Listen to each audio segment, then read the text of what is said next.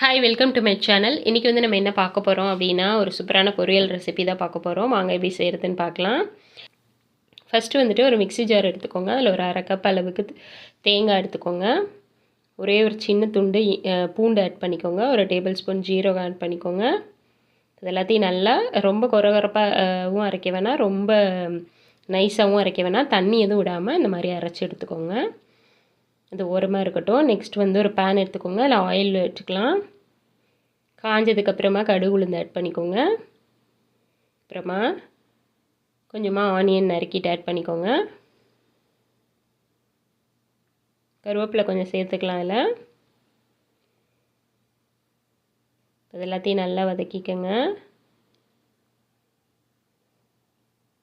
இந்த வெங்காயம் நல்லா வதங்கினதுக்கப்புறமா வந்துட்டு நம்ம காயெல்லாம் ஆட் பண்ணிடலாம்.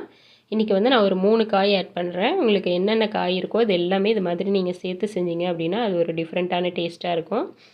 இதில் வந்துட்டு நான் கேரட் 1 கப்பு, பீட்ரூட் 1 கப்பு, அப்புறமா பச்சை பட்டாணி ஆட் பண்ணியிருக்கேன். இது 3ஐயும் ஆட் பண்ணிவிட்டு நல்லா கலந்து விட்டுக்கோங்க.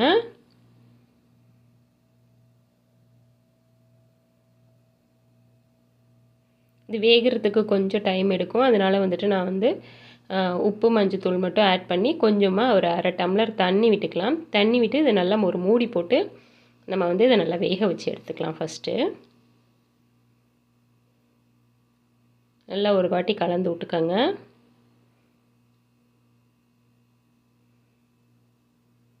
கலந்து விட்டுட்டு ஒரு மூடி போட்டு அடுப்பை வந்து நீங்கள் மீடியம் ஹீட்லேயே வச்சுட்டு நல்லா இடையில கிண்டி விட்டுட்டு நம்ம அதை வந்து வேக வச்சு எடுத்துக்கலாம். அப்படியே விட்டிங்கன்னா கருகி போயிடும். நம்ம அதனால் வந்து இடையில ஒரு வாட்டி கலந்து விட்டுருங்க. ரொம்ப தண்ணி விட்டோம்னாலும் உங்களுக்கு டேஸ்ட் வந்து ஒரு மாதிரி சலசலன்னு ஆயிரும். அதனால் வந்துட்டு நான் ஒரு 1/2 டம்ளருக்கும் கம்மியாக தான் தண்ணி விட்டேன். ஆனால் இடையில நீங்கள் வந்து ஓப்பன் பண்ணி மிக்ஸ் பண்ணிக்கிட்டே இருக்கணும். அடுப்பை வந்து மீடியமாக வச்சுட்டு. ஓரளவுக்கு நல்லா வெந்துருச்சு. இப்போ வந்து நம்ம அரைச்சி வச்ச அந்த தேங்காயை வந்து அதில் ஆட் பண்ணிக்கலாம். இதில் வந்துட்டு நான் வந்து பச்சை மிளகாய் சேர்த்து அரைக்க மறந்துட்டேன். ஆக்சுவலாக எங்கள் குழந்தைங்கள்லாம் சாப்பிட்றதுனால நான் வந்து பச்சை மிளகாய் யூஸ் பண்ணுறதில்ல. நீங்கள் வந்து இந்த தேங்காய் அரைக்கும் போதே ஒரு பச்சை மிளகாயை சேர்த்து அரைச்சிங்க அப்படின்னா வந்துட்டு உங்களுக்கு டேஸ்ட் இன்னும் நல்லாயிருக்கும். இப்போ நம்ம இந்த ஜீரகம்லாம் போடுறதுனால நல்லா வாசமாகவும் இருக்கும். ஸோ அதனால் வந்துட்டு திருவண்ண தேங்காவை அப்படியே போடாமல் நீங்கள் இந்த மாதிரி மிக்சியில் அரைச்சி போட்டிங்க அப்படின்னா உங்களுக்கு நல்ல டேஸ்ட் கிடைக்கும். ஸோ இப்போ இது எல்லாத்தையும் நல்லா கலந்தாச்சு. ஒரு 2 மினிட்ஸ்க்கு நல்லா அதை நல்லா மிக்ஸ் பண்ணி கொடுத்துட்டிங்க அப்படின்னா நம்மளுக்கு வந்து காய் வந்து ரெடி ஆயிடுச்சு.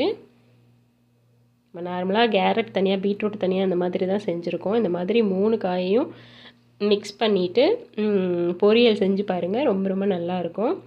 ஸோ என்னோடய வீடியோ உங்களுக்கு பிடிச்சிருந்துச்சின்னா லைக் பண்ணுங்கள், ஷேர் பண்ணுங்கள், கமெண்ட் பண்ணுங்கள், மறக்காமல் சப்ஸ்கிரைப் பண்ணுங்கள். அந்த பெல் பட்டனையும் கிளிக் பண்ணிக்கோங்க. Thank you, bye bye.